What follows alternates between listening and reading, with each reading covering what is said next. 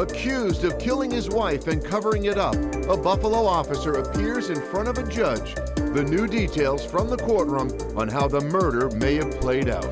Day 2 of a water crisis in Elma. 2 on Your Side is there with when officials hope to return service to thousands still without it. Well, temperatures are already trending a lot warmer right now compared to yesterday, but tomorrow it gets even warmer. The trade-off is we're going to throw a few showers into the mix. I'll time them out for you coming up here shortly. And a shakeup in state and local government. 2 key leaders are stepping aside. We'll share what comes next. Live from 2 on Your Side. This is Channel 2 News at 6. Top of the hour, and our top story tonight at 6 coming out of Niagara County tonight. A Buffalo police officer is now facing a murder charge, accused of killing his own wife. Good evening, I'm Scott Levin. Mary Alice is off this evening. Well, investigators say Lance Woods was indicted by a grand jury and arraigned today on second-degree murder charges. Prosecutors allege that Woods shot and killed his 35-year-old wife, Alexis Skachelis, inside their Sanborn home on Valentine's Day. The Attorney General's office is now handling the case since Woods is a police officer. In court, prosecutors say that Woods did not call for help and instead tried to clean up the scene. Her body was found the next morning. Well, we haven't seen the evidence, so it's very difficult to comment on it. But we're looking forward to look at the evidence, and then we'll have a chance to further address it with the court. Well, Woods was denied bail and remains in jail tonight. Buffalo police say that he's been suspended without pay. A Buffalo police captain who has not been identified is also suspended after having contact with Woods before Skachelis' body was discovered. Well, in a Suffolk County courtroom today, 62-year-old Rex Hewerman formally admitted to killing 8 women and dumping many of their remains near Long Island's Gilgo Beach. A Western New York native was among them.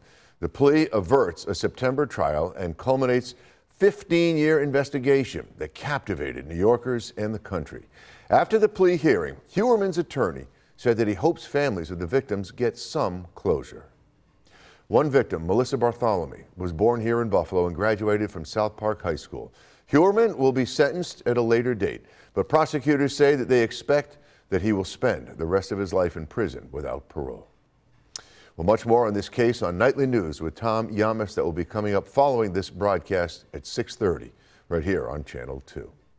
Well, happening now, a shelter in place is in effect on White Street in the village of Fredonia because of an ongoing police investigation there. The village says that neighbors there should stay inside and everyone should avoid the area until the matter is resolved. The mayor of Fredonia says that this has been going on since 8 a.m. and is because of a man barricading himself inside a home. We, of course, will continue to follow this story closely and bring you the latest as it happens on air and online.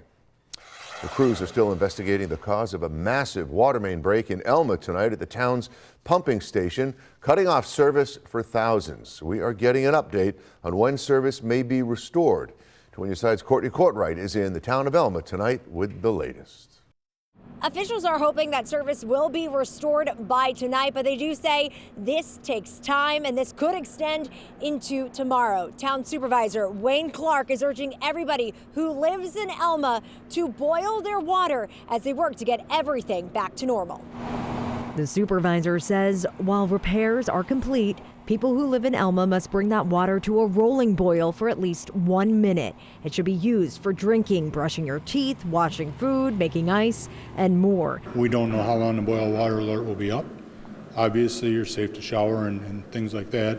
It'll just be to drink or cook with. We have discussed what current water we have and how we're going to handle that. The water main break happened Tuesday inside the town's pumping station near the intersection of Seneca Street and Transit Road, flooding the building. And at the time, until all that water got out, we couldn't even see what needed to be repaired. Clark says efforts continue to refill the water supply. According to the town's emergency manager, more than 2 million gallons of water needs to be returned to storage tanks and distribution lines. As service returns, people may notice low pressure, air in their lines, or cloudy water. Meanwhile, everybody you see here today is volunteering, taking some time off work, we do everything we can to help out our community. The town has held several water distribution events, like this one at the Jamison Road Volunteer Fire Company. The president says they've distributed about 2,000 gallons of water at that location alone. I'm very lucky I do have water at my house, but very low pressure. But they said boil water, so I came to get some extra bottles just in case. The town is providing 2 gallons per household as they work to restore service. We hate to see issues like this occur, but it's good to see everybody come together and work together. Another water distribution event actually taking place right now. It started at 6 o'clock at the Jamison Road Volunteer Fire Company. The town urging residents to keep track and keep up to date on their website and the emergency manager's Facebook page. On your side in Elma, Courtney Courtwright, Channel 2 News. Thank you, Courtney. And a boil water notice has been issued for parts of the towns of Orchard Park and Aurora due to that water main break. The Erie County Water Authority issued the notice for parts of the town of Orchard Park, that is Willard Shire and Stony Brook roads from the Elma town line to 190 Stonebrook Road. And the town of Aurora, that's for the area between Bowen Road and the East Aurora town line and the area between Girdle Road and Route 400. The Water Authority says that all side streets in these 3 areas also fall under the boil water notice. Well, a warmer day this afternoon after waking up with below freezing temperatures. Storm Team 2 meteorologist Dan Russell joins us now with what you need to know for this Wednesday night. Beautiful out there tonight, Dan. Oh, yeah, there's Scott. It's hard to imagine how we started out the day with those frosty, cold temperatures. Most spots were in the teens and low 20s. But we've climbed about 35 or so degrees over the course of the day, and that's why right now we are sitting at 57 degrees at the airport here in Buffalo. Yeah, we just climbed another degree, even here at 6 o'clock, 55 in Jamestown and even into the hills. Look at all those 50-degree readings, whether it's Cattaraugus, Ellicottville, Franklinville. So if you have any evening plans, maybe heading to a Sabres viewing party, again, all quiet, temperatures with sunshine in the 50s right now. We'll have moonlit skies tonight. Temperatures will cool off, just not nearly as cold, say, compared to last night, as we'll settle down to the 40s, but we only end up about 40 degrees for an overnight low, so it will not be a frosty start tomorrow. And with a milder start, we'll add about 10 degrees to our high temperatures, and that's going to put us well into the 60s.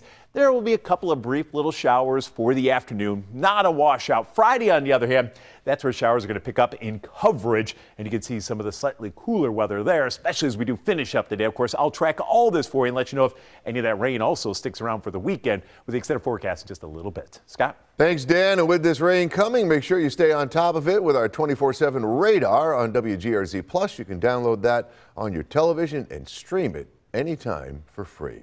Well, tonight, Assembly Majority Leader Crystal Peoples-Stokes made her departure from the State Assembly official today, sharing new details about her decision to leave office and who might replace her on the November ballot. 2 News' Rob Hackford joins us live in downtown Buffalo to explain her decision today. Rob?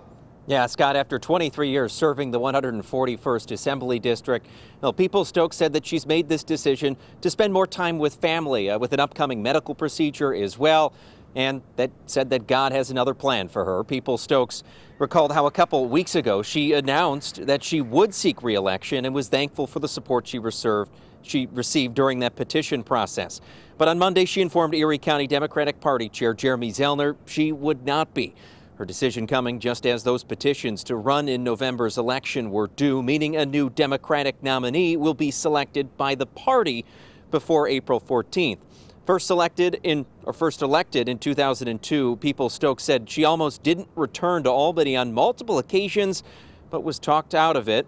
Peoples-Stokes said she is most proud of her work on the Buffalo AKG, the Buffalo Medical Corridor, protecting the environment, legalizing cannabis, and establishing the African American Heritage Corridor along Michigan Avenue.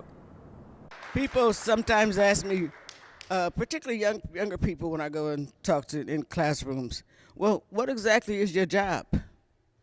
My job is helping people, and I have done that. So I believe the legacy is strong. I kept staying because people wanted me to keep staying. But, when you get a message like the one I got, that I'm going to be taking care of my health next week, you have to listen. Stokes did not specify what procedure she will be having at ECMC.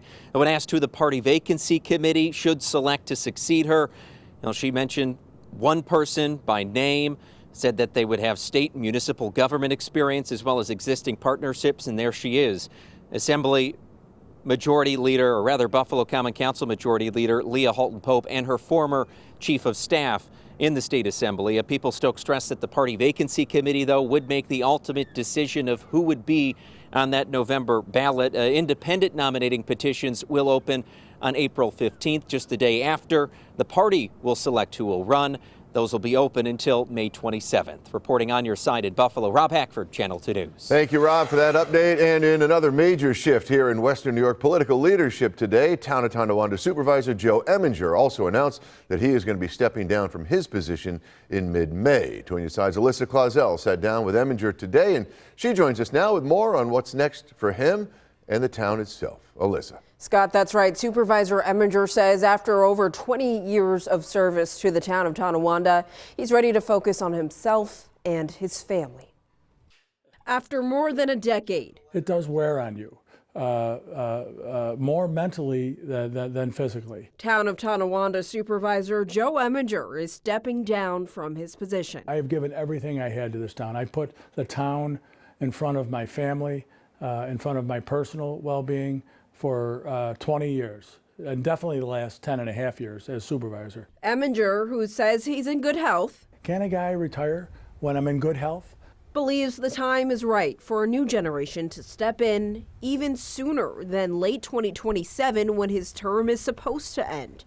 So we're going to get new ideas, new people coming in, or at least from the new supervisor. Eminger leaves behind several major projects in progress, including the Huntley Power Plant site, which closed at the beginning of his first supervisor term, taking millions of dollars of tax revenue from the town. That's winding down. We're almost to the end. We're going to be owning, the town will own that property this year. And the Tonawanda Coke site, one of the town's biggest environmental cleanup challenges. They've brought before the town board possibility of putting a data center up there on it would be the east side of River Road, and then on the waterfront side of River Road, doing a marina, office building. He's also reflecting on what's been completed. Paddock Park over on Brompton Road. We got a significant $4 million commitment from Paddock Chevrolet and the Paddock family.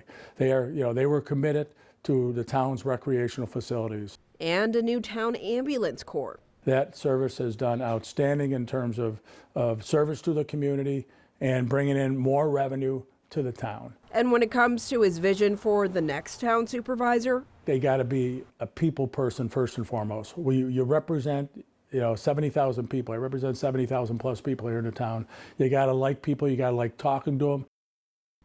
Now the town board will work with the local Democratic committee to interview candidates for the supervisor position. That's when an interim supervisor is expected to be appointed by mid-May, and then a special election will be held this November to fill the remainder of Eminger's term.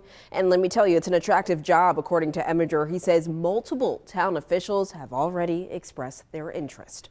On your side, Alyssa Clausell, Channel 2 News. And thank you, Alyssa. Coming up tonight at 6, after what has been years of delay, Station 12 in Amherst having a major breakthrough today. We'll have the details right after the break. Well, after many years of anticipation, a major project in the town of Amherst has hit a big milestone today. The final structural beam was finally put in place at Station 12, Western New York's newest open-air shopping destination. 2 News Side's Chelsea Swift was at the topping off ceremony. She has that story. After years of anticipation, we're seeing progress here at the Station 12 construction site. The final beam was put in place here in Amherst. Station 12 project leaders are excited to see progress at this site as there have been several delays in the last few years. 12 businesses will be moving into this open-air shopping center. It will be a mixed-use facility that will include retail, office space, and restaurants. Businesses include Just Salad, Solid Core, Free People, and other first-to-market stores. With so many new businesses coming in, we asked if parking will be an issue. I sit on the Amherst Traffic Safety Board, and I've had an opportunity to interview our experts who are professionals with traffic management, and they claim that in the beginning there will be. As in any new business, you'll see it'll be overwhelming in the beginning. But over time, no, I'm not worried. Once complete, project leaders say there will be about 50 tenants here at Station 12. Project leaders say the goal is for Station 12 businesses to be open by the end of the year. On your side in Amherst, Chelsea Swift, Channel 2 News. We're going to take a break. Oh my goodness, that is so cool. I feel like a little kid. Totally. That is incredible. God, seems like yesterday. It has been 2 years, though, since Buffalo saw that total eclipse, and it was an incredible moment, as you heard me say there. According to the Buffalo Science Museum, the next total solar eclipse over our region will be on October 26th in the year 2144.